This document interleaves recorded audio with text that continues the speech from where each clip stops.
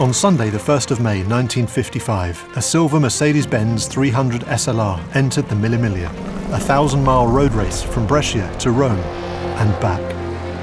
Behind the wheel, English driver Stirling Moss. Beside him, his navigator, Denis Jenkinson, a fearless duo who regularly reached speeds of over 170 miles per hour along the public road route. Driving a 3-litre Mercedes from Brescia, down the coast, across to Rome and north again, he went like the wind all the way. They were so fast that even the planes filming from above couldn't keep up.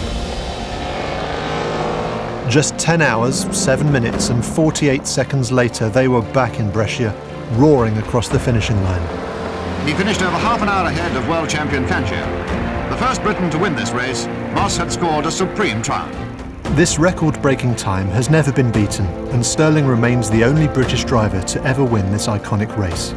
I think my best race certainly was the Mille Miglia. I mean, the only guarantee we had was the finest car ever built. I mean, the 300 SLR is probably the greatest sports car ever built by anybody, any time. To drive for Mercedes was fantastic. But now, the time has come for a well-earned rest and pride of place back in the Mercedes-Benz Museum in Stuttgart, Germany. That is, after one last blast. Somewhere it's never driven before. Somewhere that's never echoed to the sound of its thunderous 3-litre straight-8 engine. Somewhere Sir Stirling loved and where he lived for more than 60 years.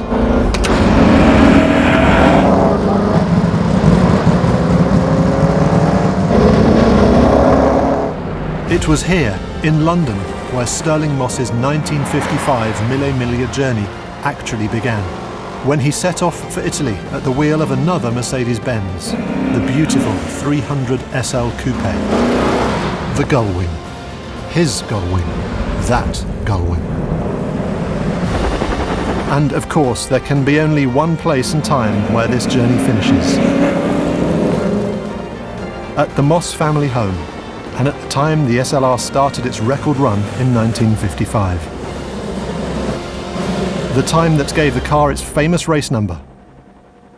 7:22 in the morning. 7:22.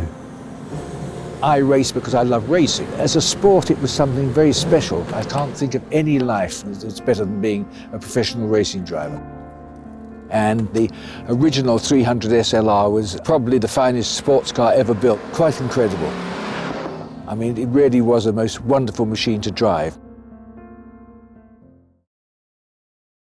722 is over in England since June for the memorial of Sir Stirling Moss.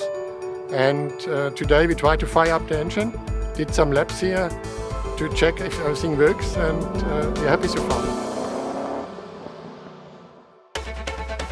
We're at the Royal Naval College in Greenwich because basically it's like a sort of stunt double for the centre of London. It's where people like Bond and such like come and film, so that they've got somewhere that looks like Whitehall but is all closed roads. This is where the camera guys have the time to sort of indulge themselves a little bit and get all those details.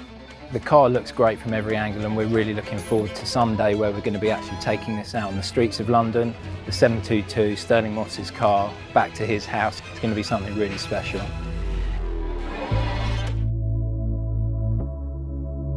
It's a once-in-a-lifetime event today to get 722, the car that Stirling Moss made so famous on the 1st of May 1955, back home here in London, where Sir Stirling spent pretty much his entire adult life. It's truly magical. We've had a helicopter up in the sky, we've had people along the entire route through Westminster, and then coming back to Mayfair here. The car was filmed car to car with a tracking vehicle, and cameras inside the car as well, just to capture everything once. We had one chance to do this. Stirling Moss winning the Mille Miglia in 1955 in that car is one of the great feats in the history of motor racing. It was that car which kind of put Stirling Moss on the map. They used to call him the Boy Wonder, and he kind of became Mr. Motor Racing after that. The car today is being driven by Gert Straub. Nobody knows those cars better than Gert.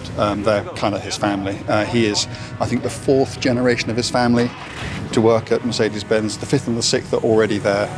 He's retiring today, so this is kind of like the last thing he's going to do. What a way to sign off a career. There really couldn't be anybody better or more appropriate to be driving that car today. At the beginning I was a little bit nervous because there's always a pressure on the driver, but now after we are finished, it's a fantastic feeling. It's a race car designed to be on a racetrack full speed and not designed for stop and go traffic in town. But the police did a perfect job. They guided me through town and it was comfortable for me. Going over the bridges was a special moment, seeing Big Ben left to me, but I was always fully concentrated on the car. Lady Moss has been tremendously welcoming here at her home in Shepherd Street, and also their son Elliot, who we'll see in the film as well. Without their support and active engagement, none of this would have been possible. Throughout my entire life, that race, this car, of all the cars you drove, and there are a lot, and this just meant more than anything else. I mean, it's literally etched onto the building on his balconies. My personal memory of it is from 2015. Which was the 60th anniversary in Brescia, and I think the last time I ever did a public thing with him. And that was the first time I ever sat in the driver's seat and had an idea of how difficult it would have actually been. There's something for everyone in this film, whether you're a lifelong fan like me or you're new to the story of the Mille Miglia and Sir Stirling Moss.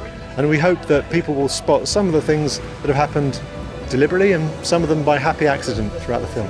And I think it's only fitting that 722 moves to a new phase of its life, and we'll be taking her back to the museum in Stuttgart, where millions of people a year will get to see her up close and in person. And of course, for all of the rest of us, there's always this fabulous film.